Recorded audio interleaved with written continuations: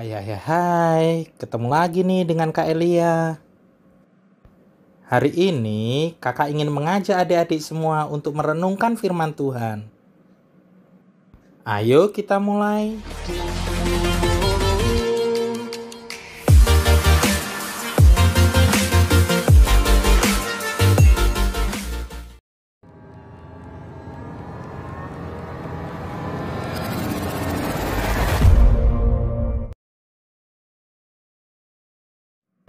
Shalom adik-adik semuanya. Kakak berharap adik-adik tetap semangat ya dalam merenungkan firman Tuhan.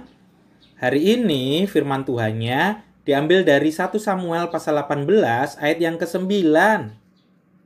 Kita baca bersama-sama ya. Sejak hari itu, maka Saul selalu mendengki Daud. Adik-adik, kakak ingin cerita ya buat adik-adik. Dengarkan cerita kakak supaya bisa lebih memahami renungan kita hari ini.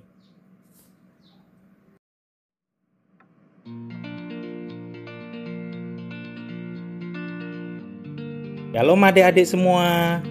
Kakak ingin bercerita hari ini. Pasti adik-adik sering mendengar ya kisah tentang Daud. Siapa sih Daud itu adik-adik? Benar, Daud adalah seorang pahlawan bagi Israel. Dia berhasil mengalahkan raksasa Filistin yang bernama Goliat.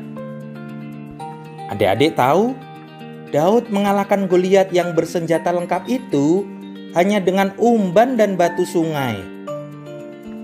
Luar biasa ya, padahal saat itu Daud masih muda sekali loh.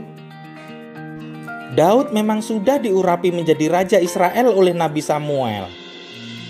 Tetapi itu tidak serta-merta langsung menjadikan Daud duduk di singgasana raja. Israel masih memiliki seorang raja yang bernama Saul. Dan sejak Daud mengalahkan Goliat, Raja Saul sangat terkesan dengan Daud.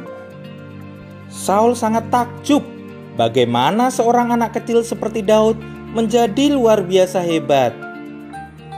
Saul pun menunjuk Daud menjadi kepala prajurit dan menugaskannya memerangi musuh-musuh Israel. Dan adik-adik tahu, Daud selalu menang karena memang Allah bersama dengan dia. Nah, disinilah masalah mulai muncul adik-adik. Karena Daud selalu menang, rakyat Israel mulai menyanjung Daud melebihi Saul. Rakyat mengeluh-elukan Daud. Mereka berkata bahwa Saul sudah mengalahkan beribu-ribu musuh, tetapi Daud berlaksa-laksa musuh. Rakyat sudah mulai membandingkan Daud dengan Raja Saul. Dan sang raja pun merasa bahwa tahtanya terancam. Sejak saat itu, Saul selalu mendengki Daud. Ini berarti Raja Saul selalu memandang Daud dengan mata yang cemburu dan hati yang iri. Hatinya dirasuki kejahatan hingga ia berusaha membunuh Daud. Tidak hanya sekali adik-adik, tetapi berkali-kali. Namun, usaha Saul untuk membunuh Daud selalu gagal. Dan yang begitu luar biasa adik-adik, Daud juga memiliki kesempatan untuk membalas Saul, tetapi ia tidak melakukannya. Wah, hebat ya. Penyertaan Tuhan membuat Daud selalu berhasil. Adik-adik, Saul memelihara sifat dengki ini seumur hidupnya. 1 Samuel pasal 18 ayat 29 berkata bahwa Saul tetap menjadi musuh Daud seumur hidupnya.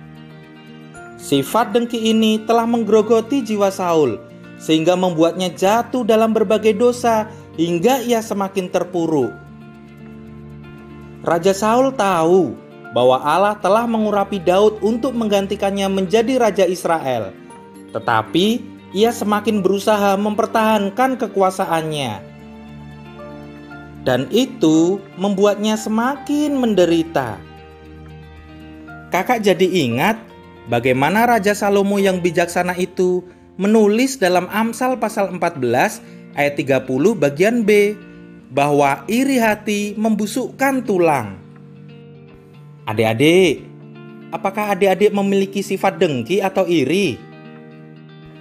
Mungkin adik-adik tidak rela menerima kenyataan bahwa ada orang lain yang memiliki sesuatu yang berbeda dengan adik-adik.